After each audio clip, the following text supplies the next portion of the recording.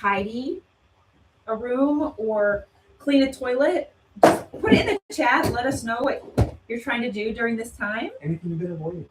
Anything you've been avoiding, and you want to use this time as a body doubling session to get done. We are here for you to provide that space to make it happen.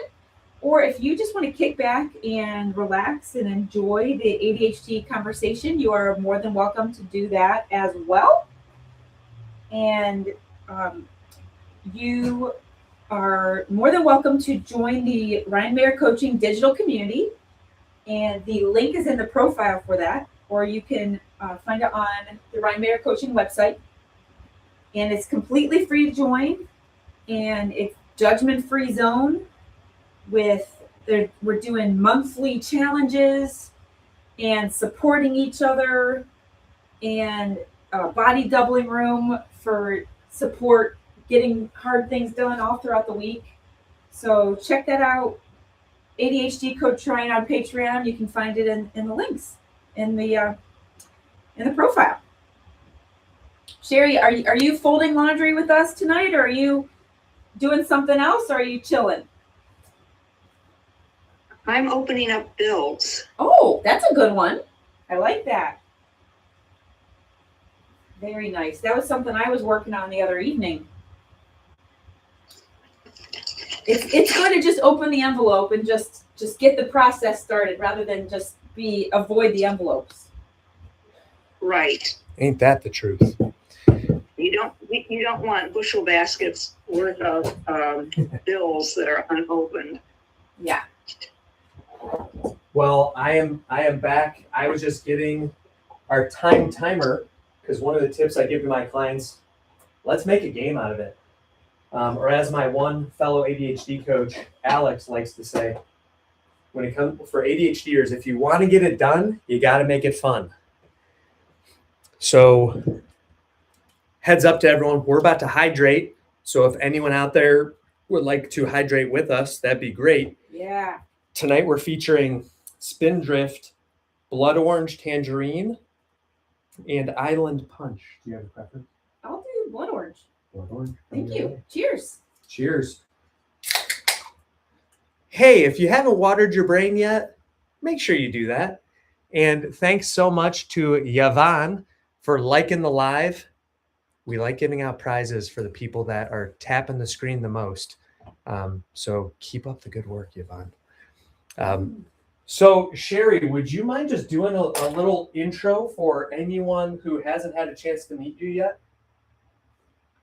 Sure. I'm Sherry Rasky. I own a business called Courageous Change, and I work with professionals who have mastered what they've set out to master, or is the wrong fit to begin with, or they find themselves unexpectedly laid off, and it's been a while, so they don't understand 2025 job search methodologies. So they hire me to accelerate their transition process. Oh, Beautiful. Talk about a valuable service. Is there certain fields that you specialize in for people that are looking to get new jobs to help them, or any career path you help? Any career path I help, I tend to gravitate toward people that are in engineering or information technologies or any other system. Folks that are used to being successful using a systematic approach tends to work best with me. Okay. Love that. Cool. And as someone who has been unexpectedly liberated from employment in the past, I can attest to how important it is to have somebody in your corner who can help you. So I'm so grateful for what you do, Sherry. I'm just curious, like, for those who are out there, well, first of all, if anybody has ever been laid off from a job as a result of their ADHD, maybe do like a hand emoji just to let others know that they're not alone. Oh my gosh, Yovan, you gave me 1,000 likes. Thank you. Thank you. Thanks, Yvonne. And Sherry, how do people come to you? How do you end up getting connected with those that are looking for jobs? I would say 90% of the people who work with me are referred to me from happy customers. Now we're talking. And I also do weekly posts on LinkedIn called Job Search Tips for the Over 40 Job Hunter. Oh, nice. Wow. Okay, that's really cool. So you have it sounds like kind of a special, not even a focus, but you definitely know how to help. Target market. Yeah, target market of folks who may be later on in their career. Perhaps. Right. Okay. Right. Because oftentimes people who have been in the workforce for 10, 15 years oftentimes wake up one day and went, wait a minute, I chose this career because my best friend chose it, or, oh, I chose this career because my parents chose it for me. Yeah. And then they have this kind of midlife crisis where it's like, I think this isn't right for me, but I don't know what is right for me. Wow. Okay, so this is awesome. So then, if someone says, I don't know what's right for me, would you be willing to share just a few kind of points of, how do you walk them through that process? Because as someone like me who's neurodivergent, that feels kind of intimidating. Yeah, I bet it does. Well, basically, we drop clues about what our giftedness is our entire life, all the way back to childhood. Ooh. And sometimes people like me can give them insight in terms of what their patterns are. So I oftentimes ask them to collect 10 objects or items that represent some aspect of themselves, and then they talk about what that represents. Or I'll ask them to write 10 true stories about themselves, and then we look for common patterns in those stories. Wow. And then from that, we can identify transferable skills they want to use in their future, transferable skills they never want to be caught dead using again, underdeveloped, working conditions that bring out the best in them, the money that they want to make, the people, the values, even a sense of calling sometimes. Yeah. And then from that profile, we can brainstorm several different career paths that they can explore before they make a decision which one is best for them. Wow. I love that. I was getting chills as you were talking about it, because I've never heard of a coach who helps with careers that would do that visual and meaningful practice of pick 10 objects that represent you, and I love that you said write 10 true stories. Like, that really hit for me, because I think a lot of times we forget about those, and we're only focusing maybe on the negatives. So Sherry, let me kind of work that the opposite way. We have 3 young children, and 3, 6, and 8. So as we're guiding them to help them choose their career path before, by junior year of high school, to help them pick the right path for post high school, how do we help encourage them to pick the career path that they have the most interests and strengths in, and that, that fits them, so they don't have to do this when they're 40? Wonderful. I was the first ever MBA career advisor because at St. Louis University, because I figured if you can get people at a young age, you don't have to wait until they're in their 50s and 60s and absolutely miserable before they can get back on track again.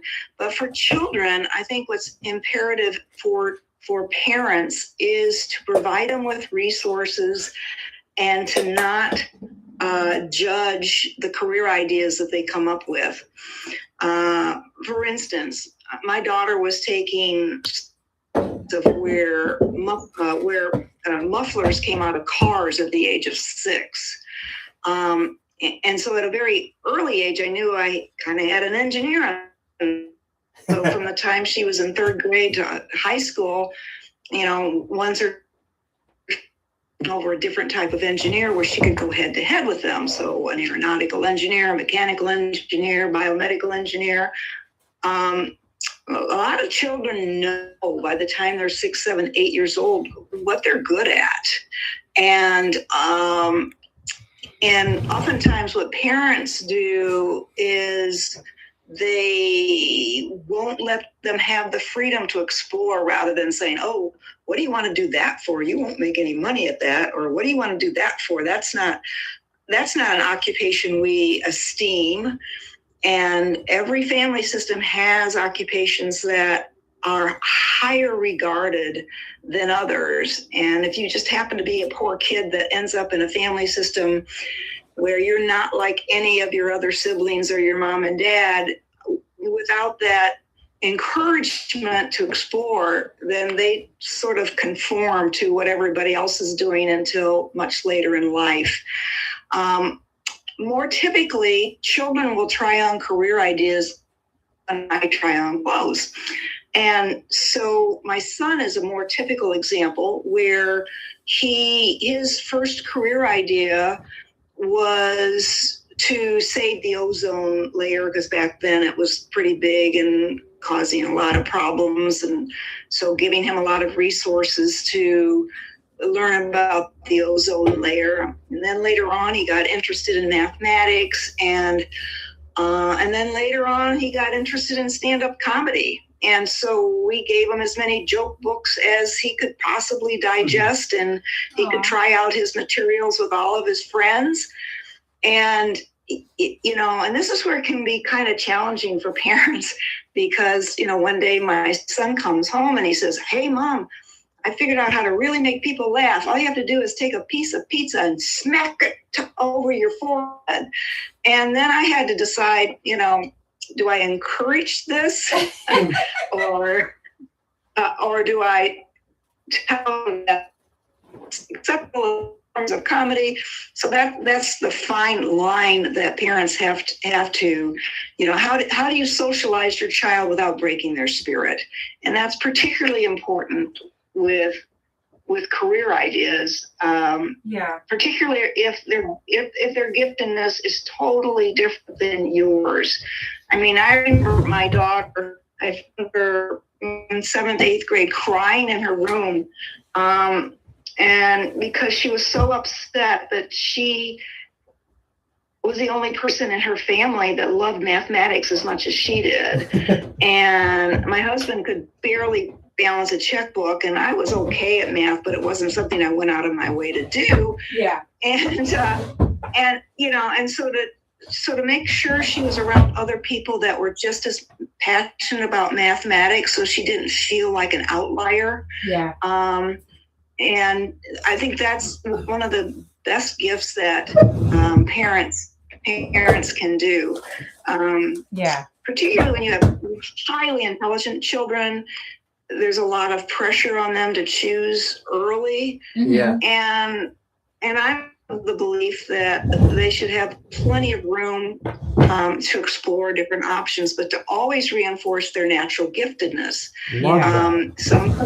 Some kids like to play in the mud. Well, there's careers that are like massage therapy and physical therapy that's very similar to playing in the mud. And some kids like playing chess and putting together Lego sets, and those are parallels to architecture or IT or engineering. And so that natural giftedness, you can actually see it by the ages of 2, 3, 4 years of age. Oh, wow. And if you're one of those kids that have parents that go, wow, look at you, and then help them find other people like them, then you're really giving them empowerment to be who they were meant to be all along. Wow. So our son really likes creating comic books and drawing his little comics in it, and he likes reading books that are like comic style. Kind of like Diary of a Wimpy Kid is a good example. And Dogman. Yeah. Yeah. So, okay, so we say, oh, good job. You did a nice work. But like, what else should we be doing to help encourage him? What about like art lessons or something? I don't know. Yeah, or actually meet the author of these books that he likes. Oh. So if there's That's a good idea. write a fan letter. Write a fan letter to some of the authors that are doing these graphic novels. That everything Can you in write there that is down, Mary? pictures, not words. Ask them, how did they get started in this work? Yeah. Were they self-taught? Did they learn from other people? Did they go to school to do it? Yeah, that's a great idea. Awesome idea. Write those down. Write a letter to the author. And Authors love getting fan letters, even if they're really famous. what's up, ADHD Coach NJ? Great to see you. Hey, welcome to everyone. If you're just joining us, we're doing Folding with Friends, which we do every week on Tuesdays at 8:45 p.m. Eastern. And we're here with our friend and fellow ADHDer, Coach Sherry Rasky, who's here talking about what it looks like to do job search. Andrea, my beautiful neurotypical wife, Hi, everybody. just asked the good question about what we can do as parents. And Sherry gave just an absolutely outstanding answer. And I am using my daily goal sheet that if you would like a copy of a template for you to use, let me know. I can send it your way. But I always tell people like me with ADHD, make sure you have something within reach where you can write things down before it flies away. So I am writing down her great idea, which was to encourage our son to write a fan letter. Yeah, right. Fan letter plus meet the author. Great idea. And one thing real quick that we like to do here on Folding with Friends is also encourage everyone else to share things that they enjoy and also share something that's good news, whether it's professional, personal, or really anything. No win is too small. I'm going to celebrate that Joven gave me 4,000 likes. So Joven, make sure you send me a direct message so I can send you a digital resource. And I'm going to share a win that just yesterday we had the opportunity to support another local entrepreneur here in the Cleveland area. If anyone's here from Cleveland, let us know in the comments. But we had a chance to go to OG Strength and Fitness in Rocky River, Ohio. Hasn't even opened yet. It just so happens that it is my sister's boyfriend who also identifies as ADHD. He's opening this. It's just a really cool environment. So if you are in Cleveland, make sure to check that out. OG Strength and Conditioning. He's chosen his career as an entrepreneur and would love to know, Sherry, what first off, a punchline, quote unquote. I want to know, like, and now I need that closure. You talked about your son saying, hey, I know how to make people laugh. You slap pizza on your face. So what ended up happening with your son? What did he choose to do? What direction? He actually ended up becoming a web developer. And he's been with Washington University in St. Louis, Missouri for close to 10 years now. And so he's one of the funniest people I know. Yeah. But he doesn't do it occupationally. But he has that wit of observation. Yeah. And that is absolutely delightful. That's great. And my daughter ended up becoming an electrical engineer, and she chose electrical because it had the most mathematics in it. Yeah. Amazing. Yeah. Well, that worked out well. And I'm sure the encouragement that you gave her that it's okay to like numbers was probably helpful in that. Well, so one of the questions that I had was, I'm wondering if you have a fun kind of client story about someone who maybe started in one career, and then, as you described earlier, they wake up one day, they realize, this just really isn't fulfilling. I don't like it, whatever. And then they found something else that was a better fit. Do you have anything like that you can think of? And if not, that's okay. I can think of a couple. One is I worked with a woman who had been a practicing physician for 15 years, and she was very dissatisfied with her work. And when we went through her history in terms of how was it that you chose this career, she really chose it randomly. And when she was going through her education, she was like, oh, I don't like this, but it'll get better when I do my residency. And then she did her residency, and she's like, oh, I don't like this residency. And then, I'll get it better when I get into my practice. And 12 years into her practice, it still wasn't getting better. She woke up one day and said, I don't even like sick people. So, and that 10 objects or items exercise was basically the foundational clue of where she ended up in her career. This was back when I was doing face-to-face work. And she's the only person I know that brought a live macaw to my office. And boy, that was an interesting session.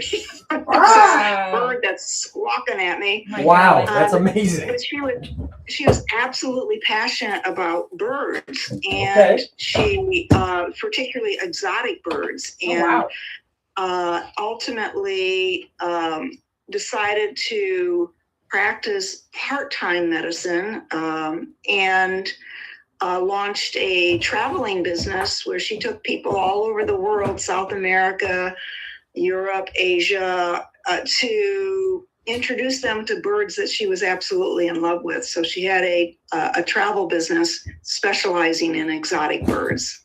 How amazing. Wow. What a cool story. Yeah.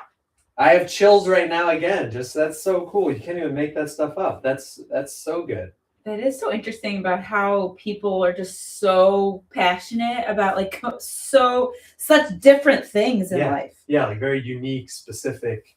Yeah, like things. I really dislike birds. I want nothing to do with birds. So that's just like so interesting that was her thing, No offense to her.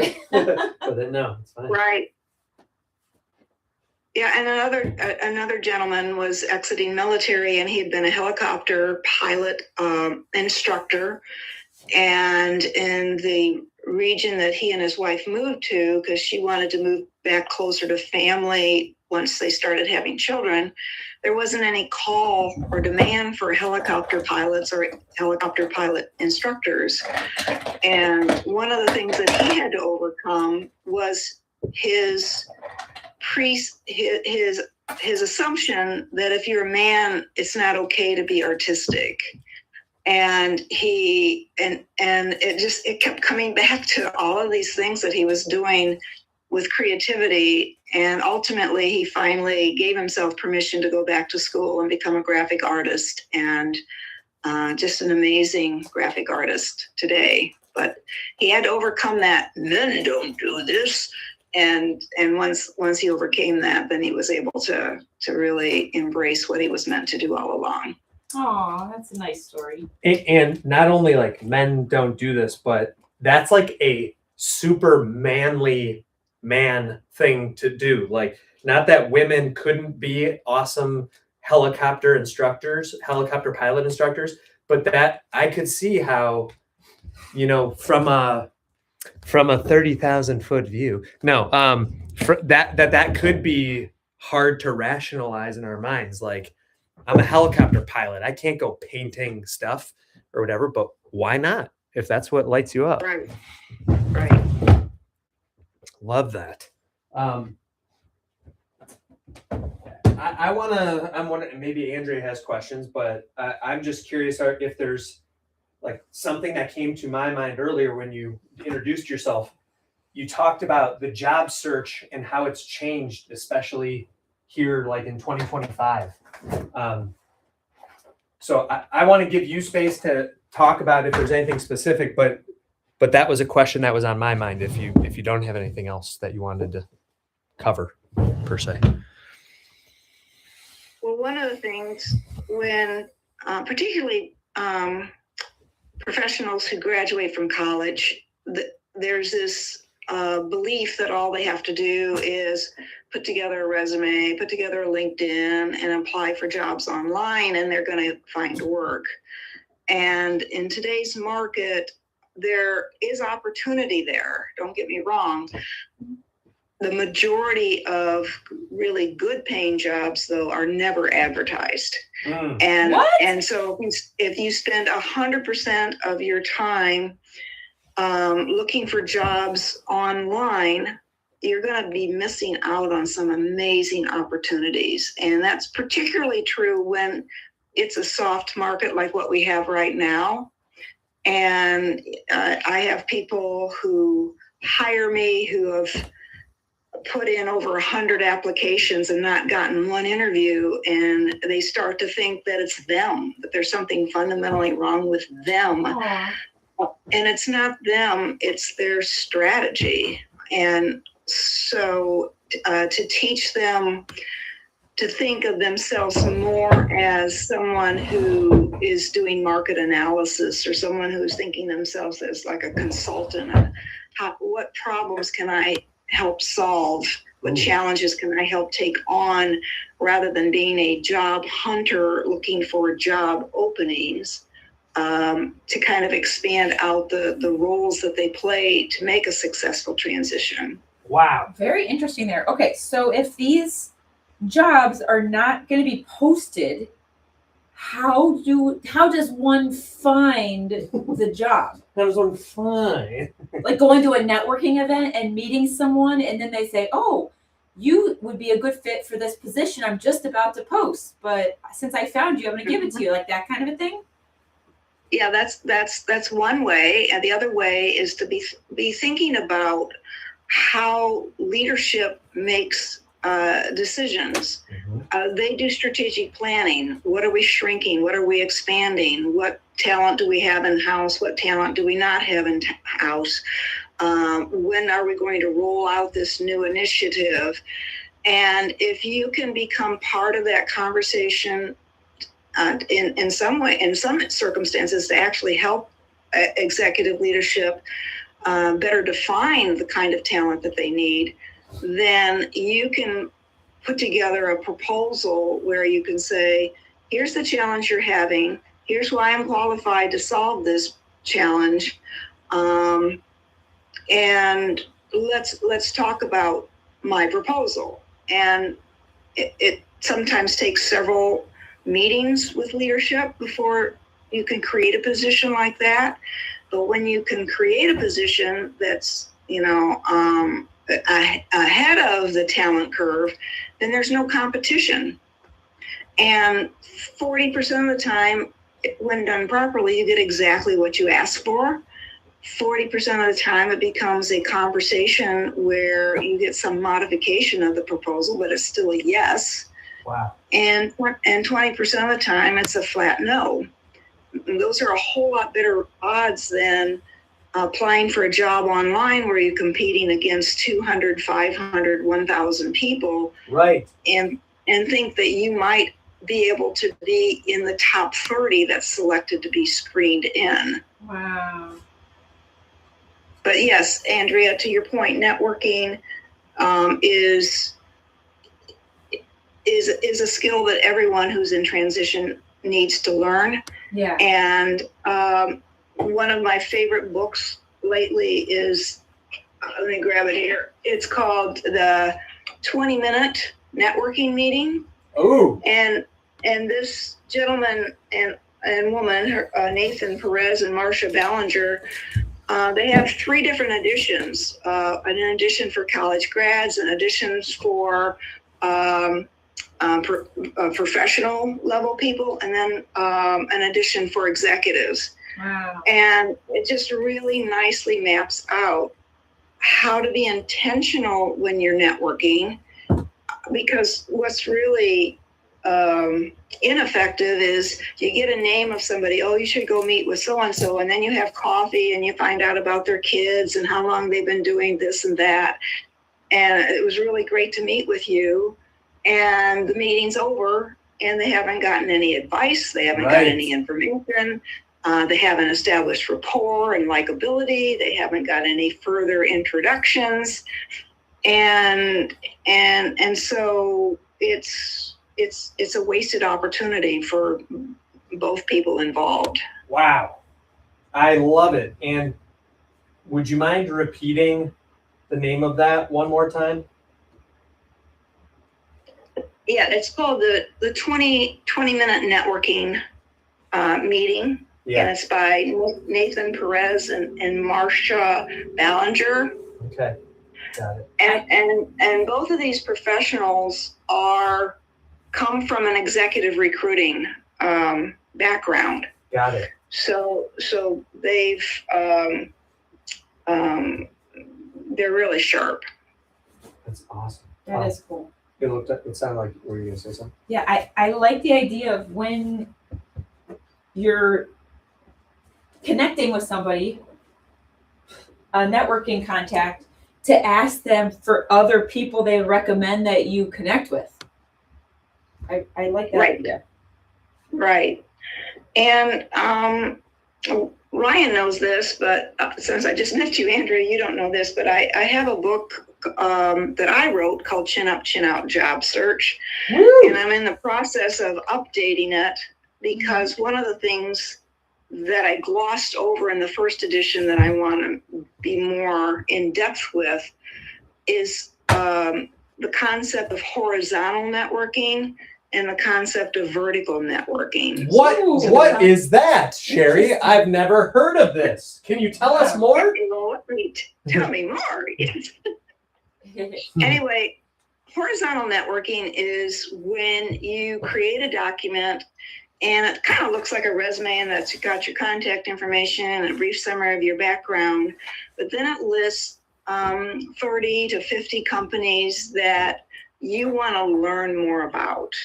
Okay. And then you make a list of everyone you know, your next door neighbor, your best friend from high school, the person who cuts your hair, and you show them the list and say, who, if anyone, do you know that works at any of these companies, and how do you know them, and may I use your name as a source of introduction?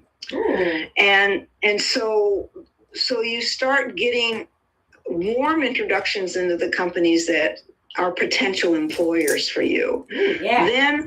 So that's horizontal. So it's a broad brush, market exposure.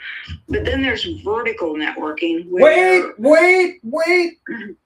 I have to talk about horizontal because I just can't tell you how excited I am about this concept. Had you ever heard of it before? Never heard of it before.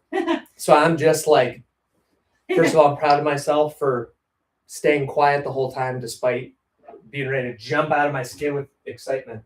Because I was going to say something about this earlier, then I promptly forgot, and then with you bringing it back up, it reignited exactly this. Most of the jobs that I ended up landing were precisely what Sherry is talking about. It was just through a mutual connection or someone who knew me from something other than the context of that job. And one thing I like to always tell my clients, especially the ones who have a certain feeling about networking, they think there's something like scummy about it for some reason. I tell them every person you meet is a door to 1,000 more. So I always encourage people to think of it that way, that like if you meet someone, behind that person is 1,000 more that might be able to help you. And maybe 3 of those people happen to be somehow connected to the company you're looking for. But I love this idea of horizontal networking because I think people just default to logging onto a job board and applying because they don't know what else to do. But this is a great idea. So anyway, love that idea. We can talk more about it, but let's go vertical. I want to hear about that.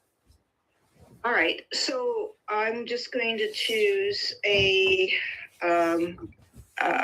company randomly. So let's say on my list, and when I'm doing my horizontal networking, and one of my companies is AT&T, and the headquarters is in Texas, and my next door neighbor's best friend from high school just happens to work at AT&T, and so then I go see that person with this strong introduction because they're best friends from high school. And so you're learning about two things. In order for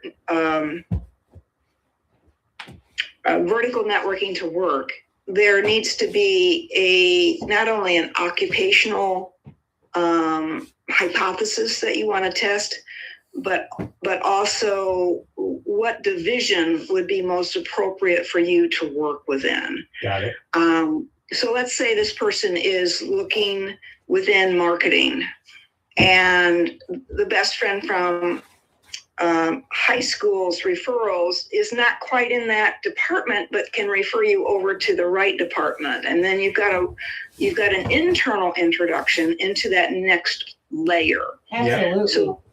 So let's say you're targeting marketing, and within one or two conversations, you are now in the right division, talking to the right person, and you're getting advice and information and current challenges, and then your goal is to get referred up the food chain. So hence vertical networking. So if I'm talking to a professional who then introduces me to her supervisor, who then introduces me to their supervisor, within 4 or 5 meetings, you're talking to the senior vice president of marketing at AT&T. Woohoo!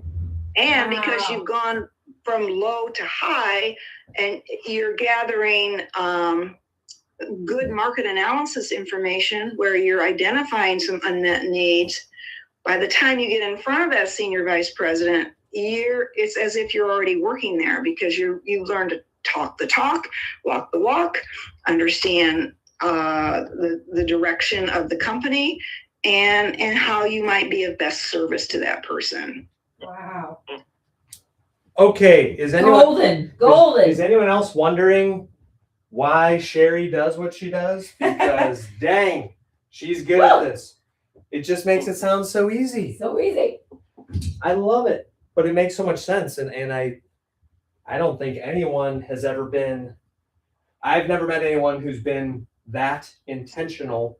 No. With their approach. So this is a great example of why you get a coach. Yeah. In a specialty. Yeah, seriously. One of the reasons I'm so passionate about it is I was a client myself, and yes. My husband had a crisis in his career, and I'd always been the trailing spouse. We moved every 2 years, and then all of a sudden the trajectory he's going in isn't right for him anymore. Yeah. And he goes through this 4-day, very intensive process that says, yep, you need to change careers. You need to get a different degree. That degree's in St. Louis, Missouri. And I basically said, no, I am not moving again until it's a win for me. Yeah. And we hired a national career development firm to work together as a couple. Wow. And I thought the challenges that we had as a couple was absolutely impossible, because I wanted to work in an urban area. He wanted to work in a rural area. I'm an extrovert. He's an introvert.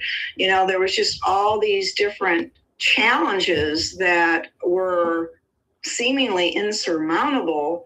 But by doing this market analysis of where he best fit, and doing this market analysis where I best fit, we ended up crafting a career where, when we moved to St. Louis, it was a win for me, and it was a win for him. Aww.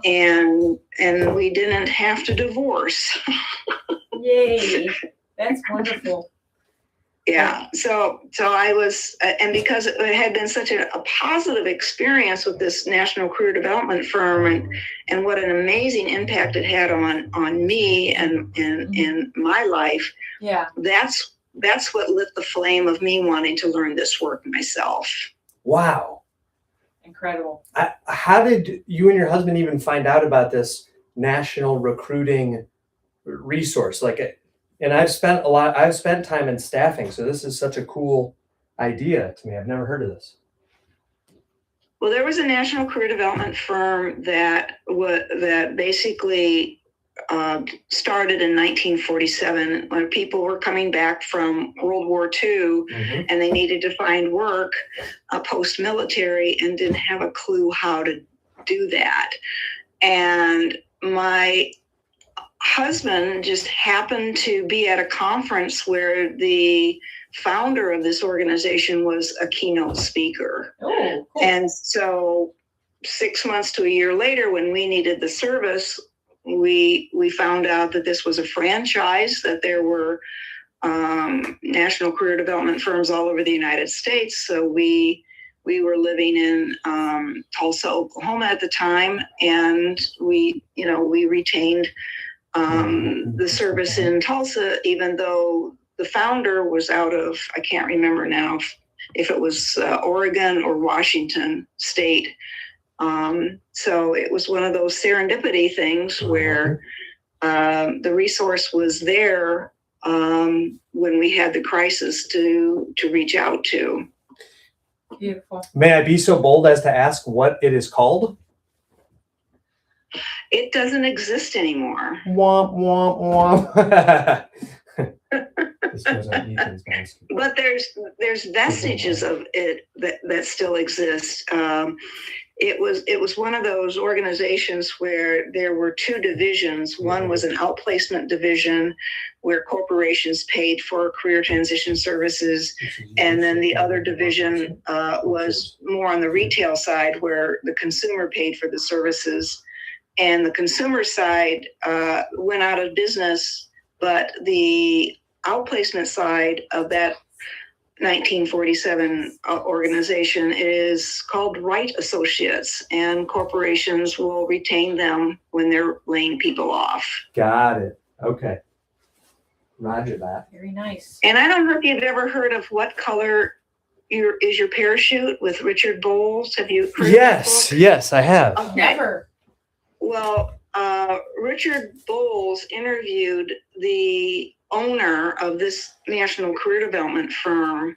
And so a lot of the concepts that I was taught also was published in the What Color Your Parachute books. Sweet. Love that. Why is there so many clothes on the ground? I dumped out the kid one because we needed a basket. So fuzzy.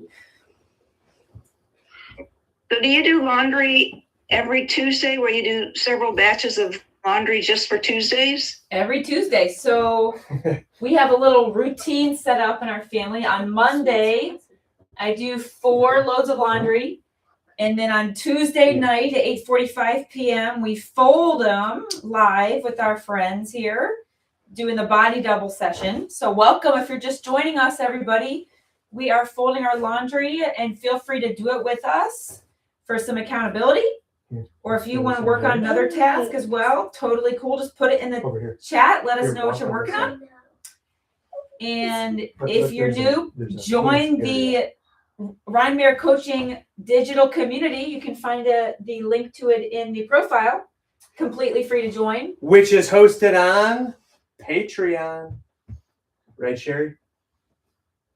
Correct. Patreon. Sorry, go ahead.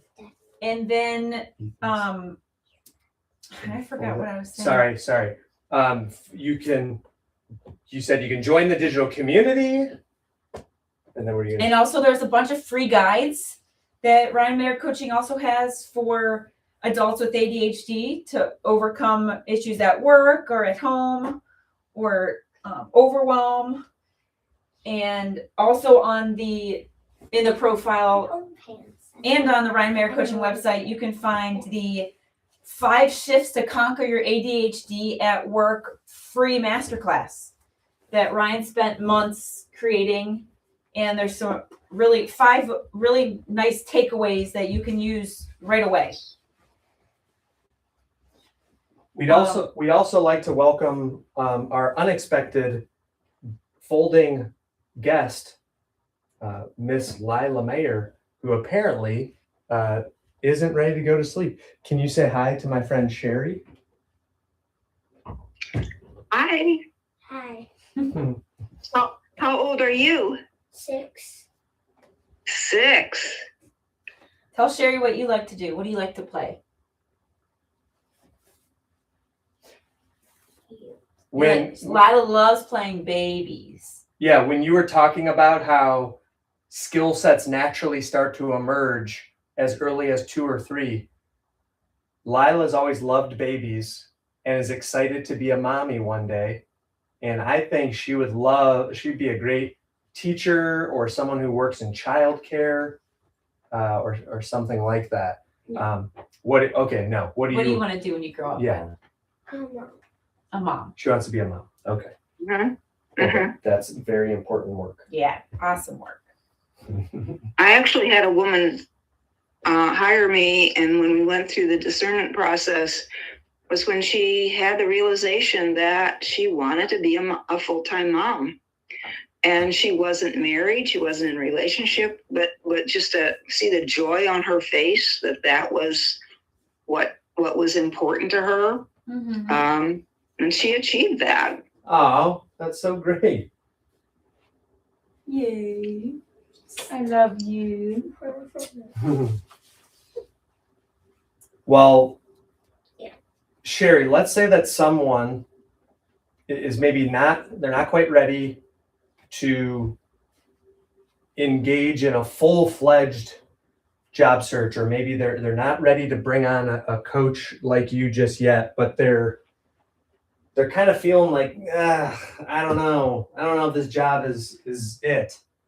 Do you have any suggestions for, because I mean, as you know, I specialize in working with those of us that have ADHD, and sometimes something might feel like it's just not shiny anymore.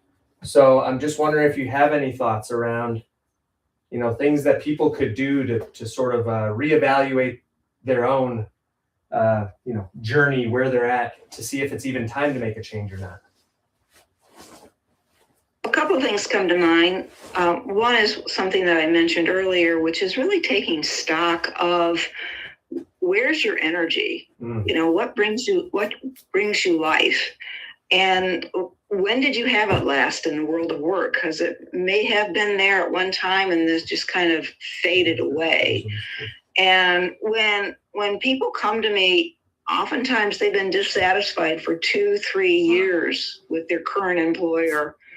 And they're shocked when I challenge them to say, what 3 things can you do today to improve your job career satisfaction? Even if I'm 100% committed to helping you leave, what can you do today to improve your job career satisfaction? And the reason I challenge people to do that is if they can empower where they're at, then they're not bringing that victim mentality into their next work, where they just have to kind of roll over and suck it up. Yeah. And the other thing is, by asking what 3 things can you do today to improve job career satisfaction, by starting the ball rolling with that sense of empowerment again, sometimes they make a decision to stay because now it's working for them.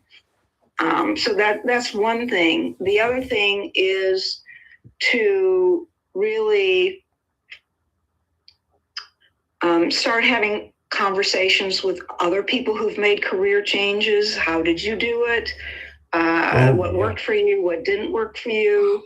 If you're not quite ready to retain a coach yet, there's some amazing books out there that can inspire you to take some risks that are Because the last thing you want to do when you have job career dissatisfaction was just to go, I've had it, I'm done, and you quit without lining anything else up before you leave. Yes. And then you could actually make your life 10 times worse, because now you've got a far more stressful problem, which is, how am I going to eat? So it's never a good idea, or I should say this, it's seldom a good idea to quit in a huff. Because you don't know if your next job is going to be in 4 months, 7 months, 8 months. And if you don't have the net disposable income socked away, it can be really frightening. And that's such a good point, especially, I hope everyone who identifies as neurodivergent who's out there, especially if you're not happy in your current job, I hope you're listening to what Coach Sherry is saying here, because I think a lot of us tend to gravitate towards the more impulsive side of things than a typical person might. And even though it might feel really good in that moment to say, that's it, I'm out of here, just know that there's going to be a ripple effect, obviously, and it may not be what you're wanting to happen. And I really like what you said too, Sherry, about empowering someone where they are. Especially if you work at a large organization, there's probably some roles inside of that organization. Maybe if it's just in a different department or a different division, that could be a good fit. So just something to think about, because I agree, it's easy to take the victim mindset, like, oh man, my boss is terrible, or I really don't like this work, and then you're closing your mind off to what's possible. Right. I think one of the number one sources of dissatisfaction among employees is they do not feel appreciated. And it's sometimes corporations think, well, we'll just pay them more money and then they'll be okay. And it's like, no, they just want to feel valued. And so when I challenge people, like, what 3 things can you do today to improve your job career satisfaction, it could be as simple as catching yourself doing something right, acknowledging, look what I did well, even if no one else is acknowledging it, and then start keeping a diary or a journal of those accomplishments. And boy, does that come in handy when it's time to write your resume, because now you've paid attention to where some of your career highlights are. Wow. Yeah. That's such beautiful. That's a good point. Hey, if anyone's listening and you're getting value, make sure you put some likes onto the screen. Show some love to Coach Sherry. And speaking of Coach Sherry, if someone's hearing your sage wisdom and saying, oh my gosh, I need to talk with this woman, she's speaking to my soul right now, I think she'd be able to help me unlock some things, where can they find you, and what's the best way for them to connect with you? A couple of ways. One is my website, which is courageouschange.net. And another way is to find me on LinkedIn and ask for us to connect.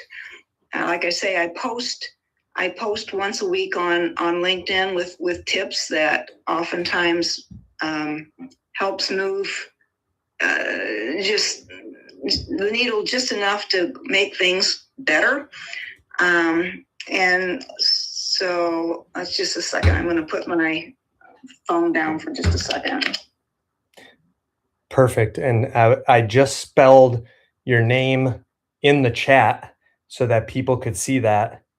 That's what I was doing as well. I've just put in comment. Yeah, perfect. So and in case anybody who might be on one of the other platforms, if you're watching on YouTube or you're watching over on TikTok, we're talking with career transition coach Sherry Raske, and it's spelled SHARYRASKE.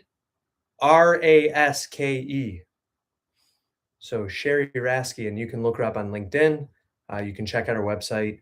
And if you can't remember any of that, or you're on the go and you're listening, you can always send me a message and just say you'd like to be connected with Coach Sherry. We're happy to do that because we're here to serve. We're here to help.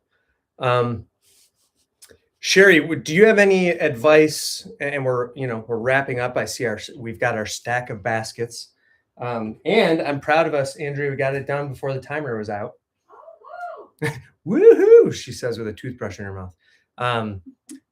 Do you have any just maybe parting ideas, advice for people with ADHD who might be out there and feel like they're struggling? If you have ADHD, and you want to make a career transition, I think what's really important is to create room and time to discern what's next for you. So that might be setting aside an hour a day. It might mean if you're currently not working, to find out where the job search support groups are that you can start participating in. The number one issue with folks with ADHD and transition is, how do you replicate the structure that your work used to provide for you if you've been laid off? Because when you're working, you know what to do at 8 o'clock, 9 o'clock, 10 o'clock, 11 o'clock, 12 o'clock. Yes. And then all of a sudden you're laid off and you're like a beetle on your back. And well, I've never heard that. Love that. You're like a beetle on your back. And so to create structure around time, this is when I'm getting up in the morning. And oftentimes folks with ADHD, one of the best things that they can do is to get up, have their breakfast, and leave the house. Leave the house? Why would they do that? Go to a coffee shop. And again, it's a way to energize and activate that executive function, so then they can turn back around and come back home and do the things that are not as much fun to do when you're in a job search. And also, I love that advice. It's so simple, so powerful. When you're at home, it's sometimes hard anyone who works from home can attest to this, that the projects that you don't really want to do tend to call out to you more when you are sitting there at home during work hours. For some reason, instead of running that report or doing that boring work task, why do the dishes just look so enticing for once? So getting out of the house, I think, is such a key step, especially for people that are in between jobs. So great piece of advice. And going to a coffee shop, going to the library, the reference department and libraries have some great job search resources. And again, you've got that energy because there's people there engaged in activities where you can bring what you need to be working on for your career transition, and you're around other people that are reading or engaged in activities as well. So we have Meredith, who is a longtime friend and supporter of the channel, who's done some career transitions herself. And she says she's so grateful for the great information and excellent speaker. Thank you. And I agree. I echo that sentiment. We're so grateful, Coach Sherry, that you were willing to hop on with us. And I have a feeling this may not be the last time that my audience hears from you. Spoiler alert, everyone. One of the big changes in the new year is for the community coaching offering that we have here at Rhinemeyer Coaching. I'm going to be bringing in experts each week to talk about topics and specifically tailor them to what's going to be most helpful for those of us with ADHD.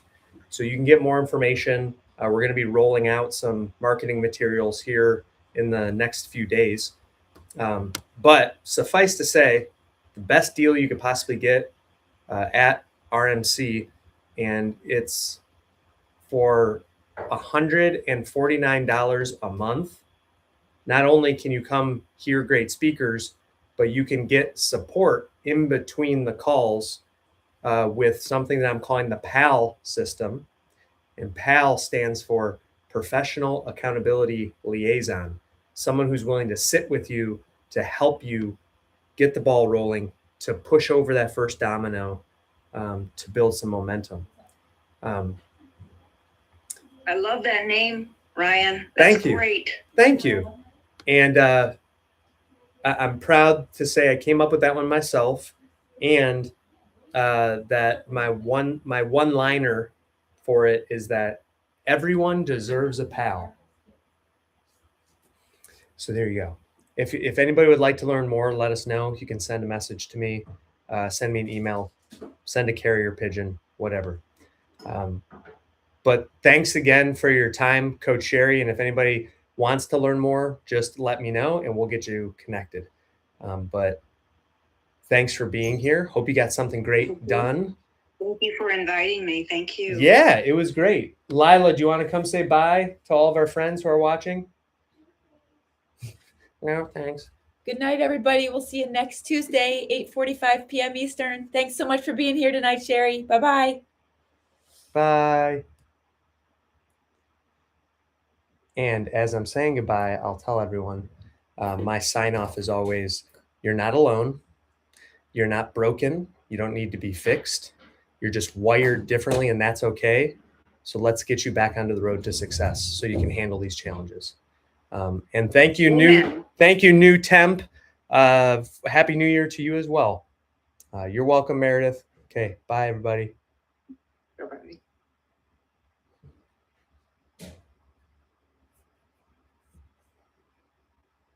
Bye, YouTube. Any viewers?